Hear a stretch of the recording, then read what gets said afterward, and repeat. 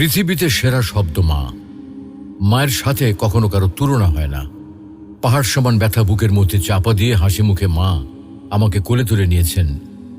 আমি যখন মায়ের গর্ভে আসি, প্রথম 4 ও 5 মাস আস্তে আস্তে বড় হতে থাকি। তখন মা কোনো খাবার খেতে পারত না। রাত দিন সবসময় কষ্ট পেত। অসহ্য যন্ত্রণা ধারণ করেও মা কোনোদিন শব্দটিও উচ্চারণ করেনি। পরে 4 মাস যখন বড় হতে থাকি, তখন মায়ের পেটে আস্তে আস্তে নড়াচড়া করতে থাকি। কোনো কোনো সময় মায়ের পেটে লাথি মারার কারণে মা দাঁড়ানো অবস্থা থেকে বসে পড়ত। ব্যথা সহ্য করতে না পেরে বিছানায় শুয়ে এপিট-ওপিট করত। 10 মাস পর যখন এই পৃথিবীতে আসার সময় হয়, তখন শুরু হয় মায়ের সীমাহীন কষ্ট আর ব্যথা। একজন মানুষের নির্ধারিত আছে সে কতটুকু ব্যথা সহ্য করতে পারবে।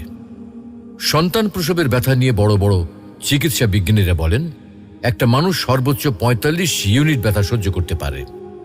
এর উপরে হলে হয়তো সে মারা যাবে, আর তা না হলে অজ্ঞান হয়ে পড়বে। যখন মা আমাকে প্রসব করে, তখন তার ব্যথা হয় 60 ইউনিটের মতো, যা আমাদের দেহের 206টি হাড়ের মধ্যে 20টি হাড় একসাথে ভেঙে গেলে যে ব্যথা অনুভূত হয়।